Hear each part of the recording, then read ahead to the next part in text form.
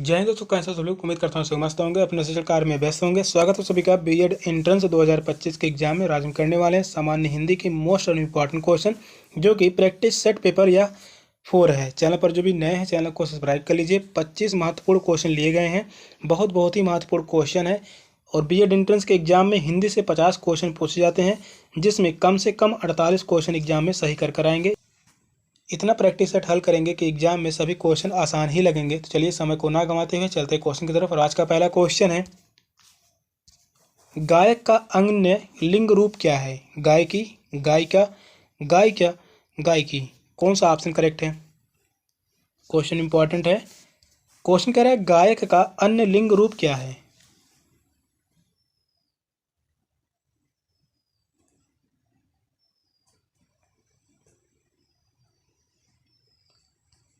गायक का अन्य लिंग रूप होगा गायिका। थर्ड ऑप्शन करेक्ट है, गायिका। गायिका यही शुद्ध वर्तनी की दृष्टि से गायिका शब्द यह सही है। गायक का गायिका होता है। यहाँ पर पूछा जाता है कवि का। कवि का अन्य लिंग रूप जो होता है कवयित्री। क्या होता है? कवयित्री। यही शुद्ध रूप भी है, शुद्ध वर्तनी भी यही है, कवयित्री। पूछा जाता है शुद्ध वर्तनी की दृष्टि से कवयित्री कौन सही है। आगे पूछा जाता है विद्वान। विद्वान का भी लिंग रूप पूछा जाता है, तो वह होता है विदुषी। एक और इम्पॉर्टेंट है साधु। साधु का भी लिंग रूप पूछा जाता है, तो यहाँ पर होगा साध्वी।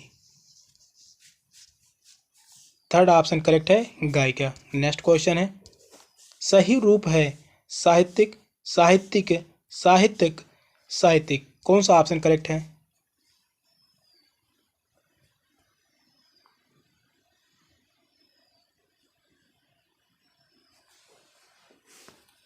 सही रूप पूछा है, शुद्ध वर्तनी पूछा है। शुद्ध वर्तनी से 4 से 5 क्वेश्चन पूछे जाते हैं। बीएड एंट्रेंस के एग्जाम में 4 से 5 क्वेश्चन पूछे जाते हैं। यह क्वेश्चन बहुत ही महत्वपूर्ण है। साहित्यिक शब्द कौन सा सही होगा? तो वह है सेकंड ऑप्शन, साहित्यिक। यही शुद्ध रूप है। सेकंड ऑप्शन करेक्ट है। यहाँ पर पूछा जाता है आशीर्वाद। आशीर्वाद कैसे लिखा जाता है? एग्जाम में लिखा रहेगा इस प्रकार से आशीर्वाद, लेकिन इसका शुद्ध रूप जो होगा, शुद्ध वर्तनी होगा आशीर्वाद। इसका शुद्ध वर्तनी इस प्रकार से है आशीर्वाद। एग्जाम में आपको मिलेगा इस प्रकार से आशीर्वाद लिखा हुआ। एक और इम्पॉर्टेंट है, ईश्वर का पूछा जाता है शुद्ध वर्तनी। ईश्वर इस प्रकार से लिखा रहेगा, और इसका शुद्ध वर्तनी जो होगा ईश्वर इस प्रकार से। शुद्ध वर्तनी है ईश्वर। सेकंड ऑप्शन करेक्ट है। नेक्स्ट क्वेश्चन है, सही रूप क्या है? यहाँ पर भी पूछा गया है शुद्ध वर्तनी से ही, इकट्ठा, इकट्ठा, इकट्ठा, इकट्ठा। कौन सा ऑप्शन करेक्ट है?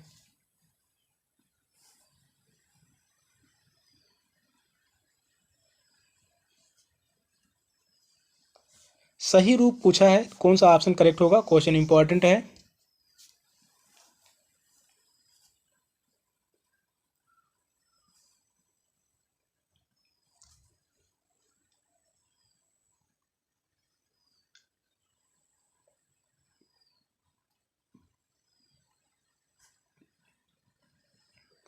सही रूप है इकट्ठा। थर्ड ऑप्शन करेक्ट है, इकट्ठा। यह जो है शुद्ध वर्तनी की दृष्टि से सही है। कनिष्ठ इस प्रकार से लिखा जाता है, इंपॉर्टेंट है। कनिष्ठ का शुद्ध वर्तनी रूप इस प्रकार से है। और पूछा जाता है कुष्ठ। कुष्ठ का शुद्ध वर्तनी यह है, यह भी इंपॉर्टेंट है। और पूछा यथेष्ट पूछा जाता है, यथेष्ट। यह भी इंपॉर्टेंट है। इसका शुद्ध वर्तनी यही है, यथेष्ट। थर्ड ऑप्शन करेक्ट है। नेक्स्ट क्वेश्चन है, सही वाक्य है आपकी कृपा पत्र मिली, आपकी कृपा पत्र मिला, आपकी कृपा पत्र मिला, आपका कृपा पत्र मिली। कौन सा ऑप्शन राइट है? इंपॉर्टेंट है, सही वाक्य पूछा है।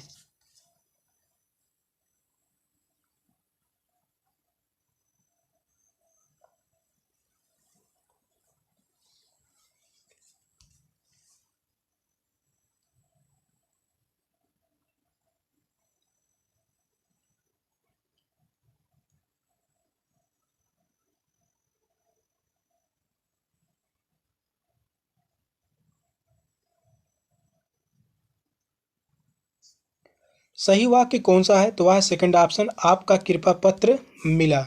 सेकंड ऑप्शन ही करेक्ट है, क्योंकि पत्र शब्द जो है यह पुल्लिंग है।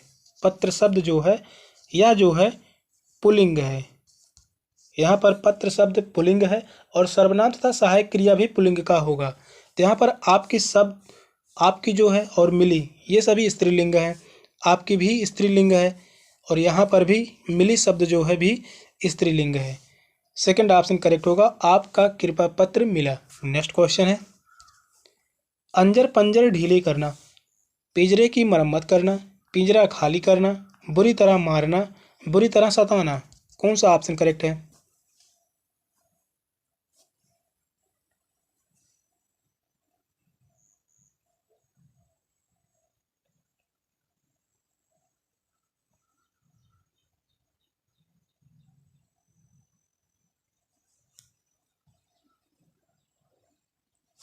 अंजर पंजर ढीले करना यह एक मुहावरा है,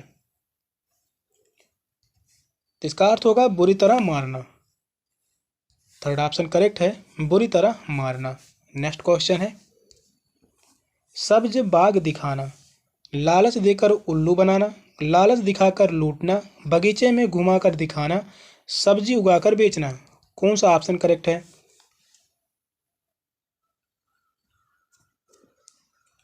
यह भी मुहावरा है, सब्ज बाग दिखाना।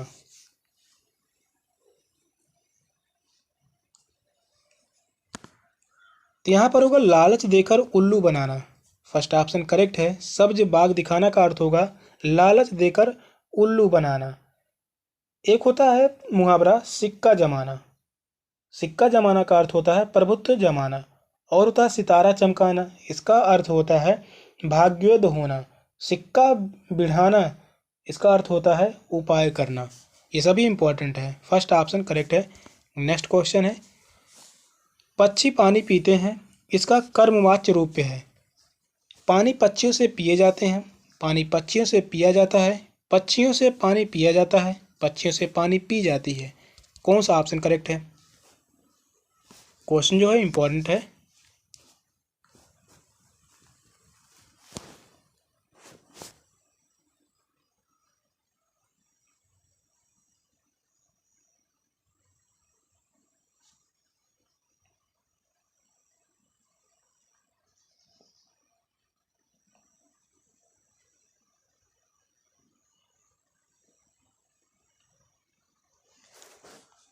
पक्षी पानी पीते हैं, इसका कर्मवाच्य क्या होगा? कर्मवाच्य रूप होगा पक्षियों से पानी पिया जाता है। थर्ड ऑप्शन करेक्ट है, पक्षियों से पानी पिया जाता है। वाच्य क्रिया का रूपांतरण है, जिसके द्वारा यह पता चलता है कि वाक्य में कर्ता, कर्म या भाव से किसी की प्रधानता है। और वाच्य के 3 भेद होते हैं, यह भी इंपॉर्टेंट है। वाच्य के 3 भेद होते हैं। पहला जो होता है कृत्यवाच्य, क्वेश्चन इंपॉर्टेंट है, पूछा गया है। कृत्यवाच्य। दूसरा जो होता है कर्मवाच्य, और यहाँ पर तीसरा जो होता है भाववाच्य। वाच्य के 3 भेद होते हैं, कृतवाच्य, कर्मवाच्य, भाववाच्य। थर्ड ऑप्शन करेक्ट है। नेक्स्ट क्वेश्चन है, बेमेल शब्द को चुनिए। भवानी, स्वामिनी, दात्री, पराधीन। कौन सा ऑप्शन राइट है?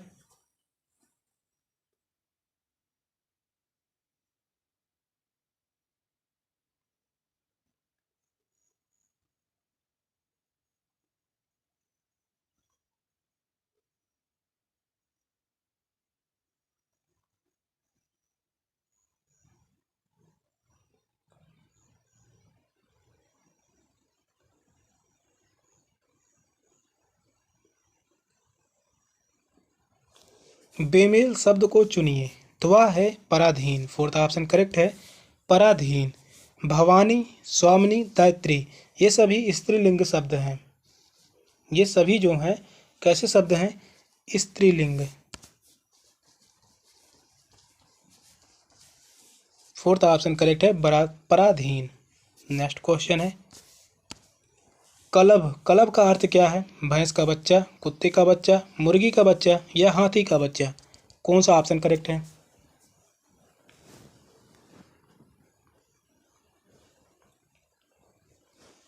कलब का अर्थ क्या है? इसका अर्थ है हाथी का बच्चा। हाथी के बच्चे को कहा जाता है कलब। और यहाँ पर दिया गया है मुर्गी का बच्चा। मुर्गी के बच्चे को कहते हैं चूजा। चूजा। कुत्ते के बच्चे को क्या कहा जाता है? पिल्ला। कुत्ते के बच्चे को पिल्ला कहा जाता है। और भैंस के बच्चे को कटाह। भैंस के बच्चे को कटाह कहा जाता है। फोर्थ ऑप्शन करेक्ट है। नेक्स्ट क्वेश्चन है, अर्क के लिए बेमेल शब्द पहचानिए। मदार, रस, अंतर, सूर्य। कौन सा ऑप्शन राइट है?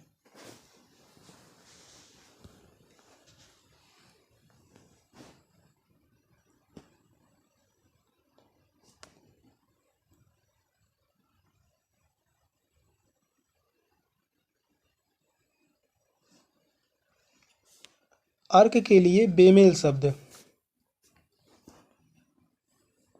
तो वह है अंतर। थर्ड ऑप्शन करेक्ट है, अंतर। अर्क का अर्थ अंतर नहीं होता, जबकि सूर्य, मदार, रस ये तीनों अर्क के अंतर हैं। ये जो हैं मदार हैं, रस हैं, सूर्य हैं, ये सभी क्या हैं? अर्क के अर्थ हैं। और यह जो अंतर है अर्क का अर्थ अंतर नहीं होता है। नेक्स्ट क्वेश्चन है, रिपोर्ताज का संबंध डैश डैश से है। पत्रकारिता से, नाटक से, राजनीति से, परंपरा से। कौन सा ऑप्शन राइट है?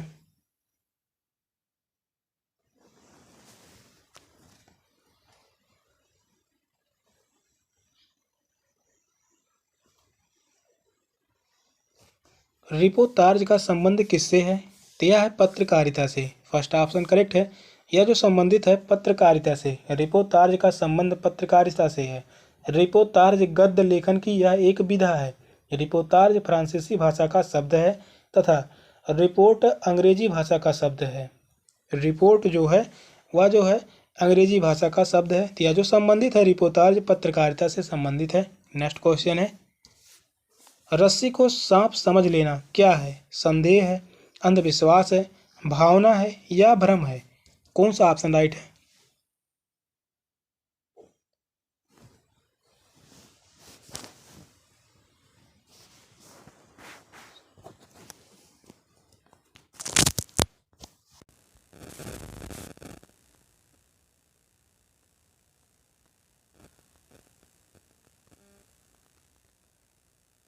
रस्सी को सांप समझ लेना क्या है? यह एक भ्रम है। फोर्थ ऑप्शन करेक्ट है। यह जो है भ्रम है। रस्सी को सांप समझ लेना अर्थात व्यक्ति रस्सी को ही सांप मान लेता है, जो भ्रंत यानी भ्रांत की दिशा को दर्शाता है, जबकि संदेह होने की स्थिति में दुविधा बनी रहती है। तो यहाँ पर संदेह नहीं होगा, भ्रम ही होगा। नेक्स्ट क्वेश्चन है, आयु में बड़े व्यक्ति को क्या कहेंगे? पूजनीय, ज्येष्ठ, वरिष्ठ, कनिष्ठ। कौन सा ऑप्शन राइट है?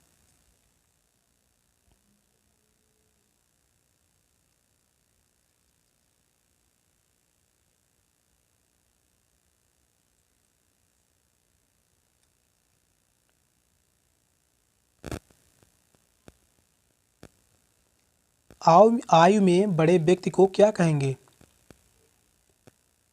तो उसे हम कहते हैं ज्येष्ठ। सेकंड ऑप्शन करेक्ट है, ज्येष्ठ। आयु में बड़े व्यक्ति को ज्येष्ठ कहते हैं, जबकि पूजा करने योग्य हो उसे पूजनीय कहते हैं। पूजनीय किसे कहा जाता है? जो पूजा करने योग्य हो। पूजा करने योग्य हो उसे हम पूजनीय कहते हैं। सेकंड ऑप्शन करेक्ट है। नेक्स्ट क्वेश्चन है, फूल सी सुकोमल मृद भावमयी देवयानी कच के बिना ना जी सकेंगी। यह निश्चित है। उपमा, रूपक, उत्प्रेक्षा, अतिशयोक्ति। कौन सा ऑप्शन राइट है?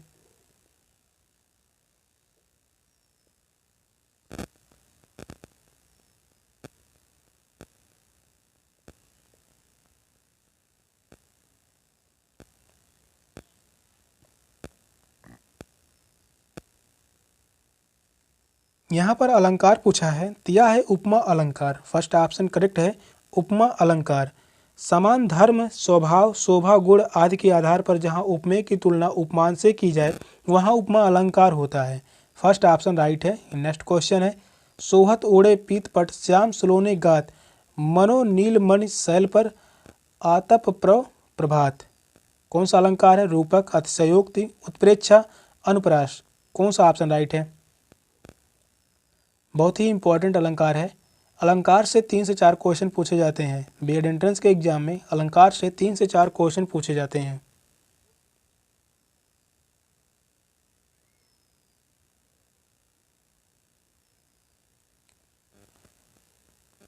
सोहत ओढ़े पीत पट श्याम सुलोने गात, मनो नीलमणि शैल पर आतप प्रभात। यहाँ पर है उत्प्रेक्षा अलंकार। थर्ड ऑप्शन राइट है। उत्प्रेक्षा अलंकार जब उपमेय में उपमान की संभावना व्यक्त की जाए तो वहाँ उत्प्रेक्षा अलंकार होता है। इसका बोधक शब्द जो होता है उत्प्रेक्षा का, यह बहुत ही महत्वपूर्ण है, जिसमें मानो आ जाए, मनु आ जाए और यहाँ पर मनहु आ जाए और जानो आ जाए, जनु आ जाए, जनहु आ जाए, वहाँ पर उत्प्रेक्षा अलंकार होता है। यहाँ पर देखिए मनो शब्द आया हुआ है, तो यहाँ पर उत्प्रेक्षा अलंकार है। थर्ड ऑप्शन राइट है। नेक्स्ट क्वेश्चन है, रासोचरित काव्य है और उसकी रचना रासक शैली में हुई है। यह कथन है आचार्य हजारी प्रसाद द्विवेदी, आचार्य चतुर्सेन शास्त्री, आचार्य रामचंद्र शुक्ल, आचार्य छति मोहन सेन। कौन सा ऑप्शन राइट है?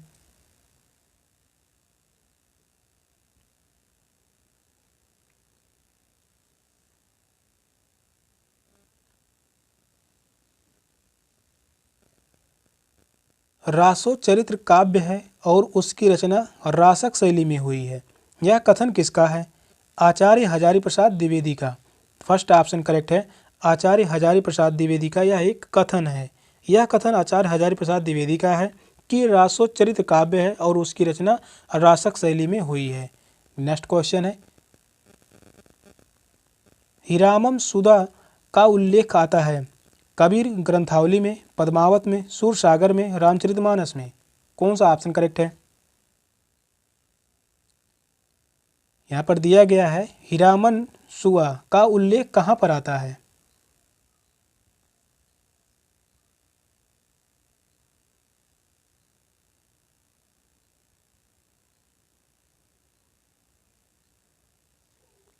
इसका उल्लेख मिलता है पद्मावत में। सेकंड ऑप्शन करेक्ट है, पद्मावत। पद्मावत किसकी रचना है? मलिक मोहम्मद जायसी की। यह रचना किसकी है? जायसी की, मलिक मोहम्मद जायसी की। सेकंड ऑप्शन करेक्ट है। नेक्स्ट क्वेश्चन है, सूरदास के गुरु माधवाचार्य, शंकराचार्य, वल्लभाचार्य, व्यासाचार्य। कौन सा ऑप्शन करेक्ट है? क्वेश्चन बहुत ही महत्वपूर्ण है।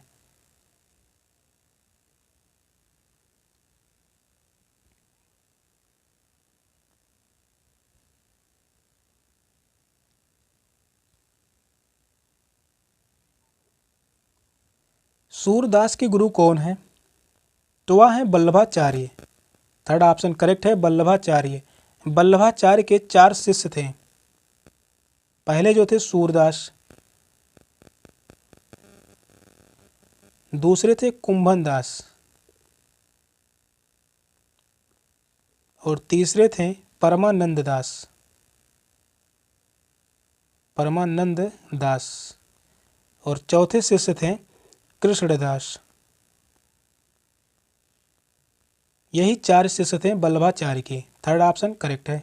नेक्स्ट क्वेश्चन है, बरिया बोती बल गया अस बुरा कमाया, हरि जिन छाड़े हाथ थे दिन नेड़ा आया। कबीरदास, रहीम, सूरदास, घनानंद। या किसकी पंक्ति है?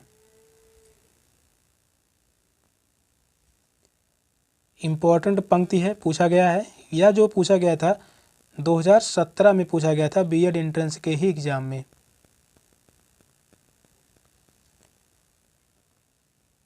पंक्ति कह रहा है, बरिया बोती बल गया अस बुरा कमाया, हरि जिन छाड़े हाथ ते दिन नेड़ा आया। यह पंक्ति है कबीरदास जी की। फर्स्ट ऑप्शन करेक्ट है। यह पंक्ति कबीरदास जी की है। नेक्स्ट क्वेश्चन है, जो घनीभूत पीड़ा थी मस्तक में स्मृति सी छाई, दुर्दिन में आंसू बनकर यह आज बरसने आई। श्लेष, वक्रोक्ति, यमक, अनुप्रास। अलंकार पूछा है। कौन सा अलंकार है, बहुत ही इंपॉर्टेंट है।